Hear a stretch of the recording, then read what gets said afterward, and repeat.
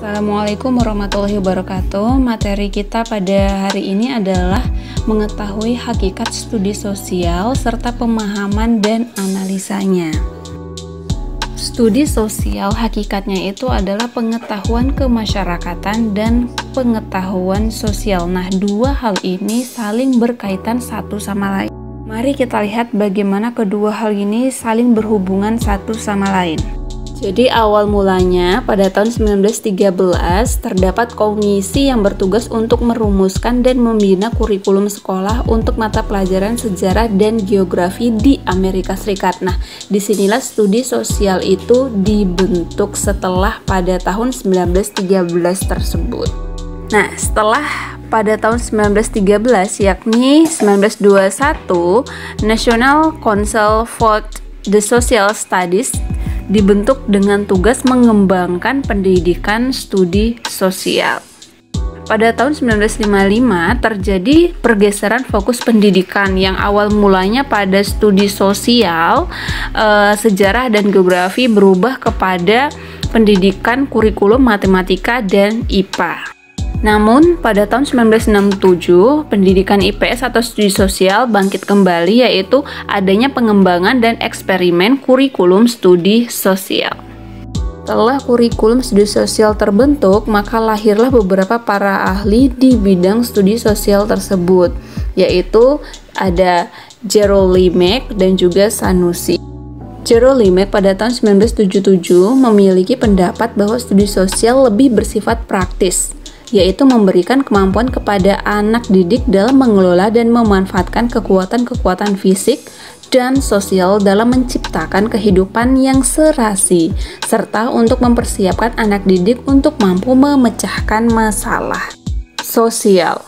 Sanusi pada tahun 1971 memiliki wawasan sosial studi tidak selalu bertaraf akademis universitas, bahkan dapat merupakan bahan-bahan pelajaran bagi anak didik sejak pendidikan dasar dan dapat berfungsi sebagai pengantar bagi lanjutan kepada disiplin-disiplin ilmu sosial.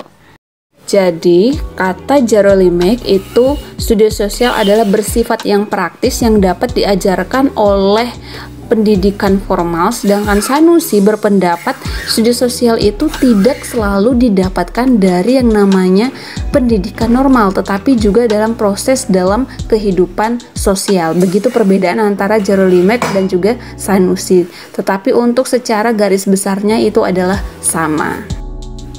Intinya, studi sosial adalah bidang pengetahuan dan penelitian gejala dan masalah sosial di masyarakat yang ditinjau dari berbagai aspek kehidupan sosial dalam usaha mencari jalan keluar dari masalah tersebut.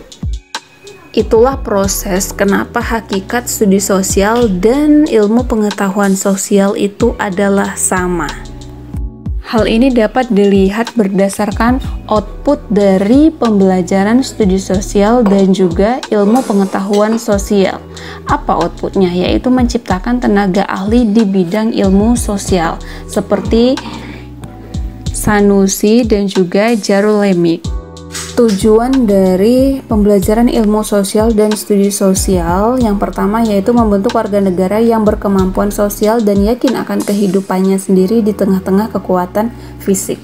Kedua, yakni hal-hal yang berkenaan dengan manusia dan kehidupannya meliputi semua aspek kehidupan manusia sebagai anggota masyarakat. Ilmu pengetahuan sosial dan studi sosial memiliki ruang lingkup yang sama, yaitu aspek-aspek kehidupan manusia yang dikaji secara terlepas-lepas sehingga melahirkan suatu bidang ilmu.